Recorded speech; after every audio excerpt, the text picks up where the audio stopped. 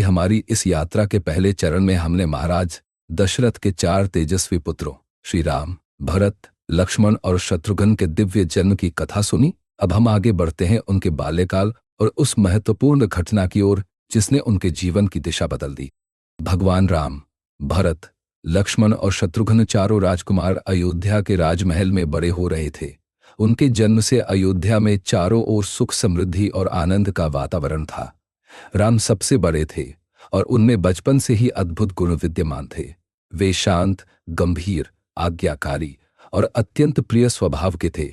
जब राजकुमार बड़े हुए तो महाराज दशरथ ने उनके सर्वांगीण विकास के लिए उचित शिक्षा की व्यवस्था की। उन्हें कुलगुरु महर्षि वशिष्ठ के आश्रम भेजा गया, जहां उन्हें सभी प्रकार के ज्ञान और विद्याओं में पारंगत किया गया। महर्षि वशिष्ठ एक महान ज्ञानी, तपस्वी और कुशल शिक्षक थे।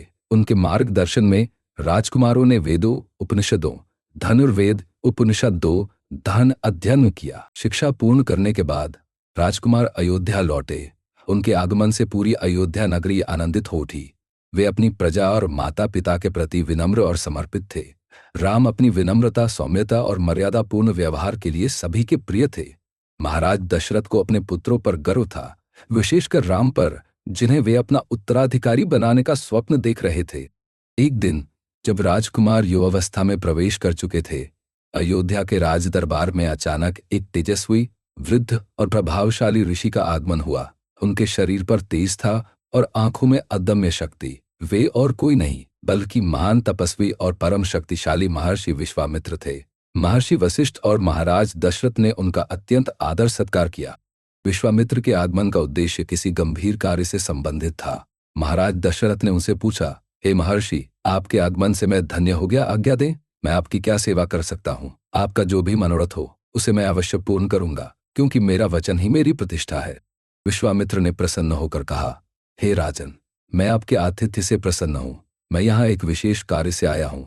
मैं एक महत्वपूर्ण यज्ञ कर रहा हूँ, लेकिन 2 भयानक राक्षस मारीच और सुबाहु लगातार उसमें विघ्न डाल रहे हैं और उसे अपवित्र कर रहे हैं। वे अपनी मायावी शक्ति से यज्ञ की अग्नि को दूषित करते हैं और मेरे तप को भंग करते हैं। इन राक्षसों का संहार केवल एक विशेष शक्ति वाला ही कर सकता है।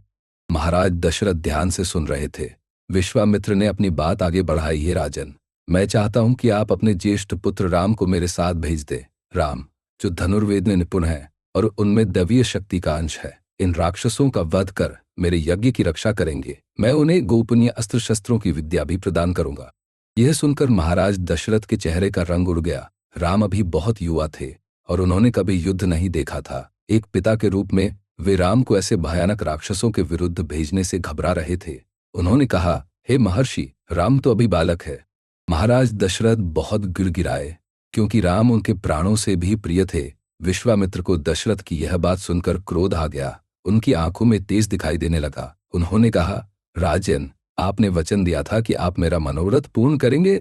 अब अपने वचन से मुकर रहे हैं। रघुवंश की परंपरा में ऐसा नहीं होता कि आप अपने कुल की मर्यादा भंग करेंगे। माहौल गंभीर हो गया। तब कुलगुरु महर्षि वशिष्ठ ने हस्तक्षेप किया। उन्होंने महाराज दशरथ को समझाया, हे राजन, आप संशय न करें। महर्षि विश्वामित्र स्वयं एक महान तपस्वी और ज्ञानी हैं। वे राम को कोई हानि नहीं होने देंगे, बल्कि वे राम को ऐसी विद्याएं प्रदान करेंगे जो उन्हें और अधिक शक्तिशाली बनाएंगी। वे एक दैवीय उद्देश्य से जन्मे हैं। गुरु वशिष्ठ के वचनों पर महाराज दशरथ को पूर्ण विश्वास था। उन्होंने भारी मन से राम और उनके प्रिय अनुज लक्ष्मण को महर्षि विश्वामित्र के साथ भेजने का निर्णय लिया। राम और लक्ष्मण ने अपने माता पिता और गुरुजनों का आशीर्वाद लिया और विश्वामित्र के साथ उनकी यज्ञशाला की ओर प्रस्थान किया। विश्वामित्र ने रास्ते में राम और लक्ष्मण को बला और अतिबला नामक 2 शक्तिशाली विद्याएं प्रदान की। इन विद्याओं से उन्हें भूख, प्यास और थकान महसूस नहीं होती थी और वे किसी भी शत्रु पर विजय प्राप्त कर सकते थे। मार्ग में वे एक घने जंगल से गुजरे, जहां तारका नामक एक भयानक राक्षसी रहती थी, जो अपने भयंकर रूप और क्रूरता के लिए प्रसिद्ध थी। वह तपस्वियों को सताती थी, वह राहगीरों को खा जाती थी।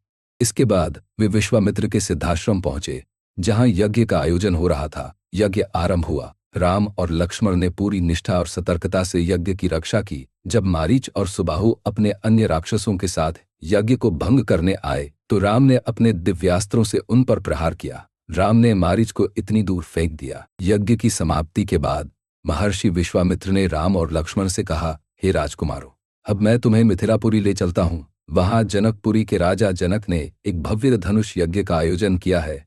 उसमें शिवजी का एक विशाल धनुष रखा गया है जिसे कोई उठा नहीं पाता। जो भी उस धनुष को उठाएगा और उसकी प्रत्यंचा चढ़ाएगा, उसे राजा जनक अपनी पुत्री सीता का विवाह करेंगे।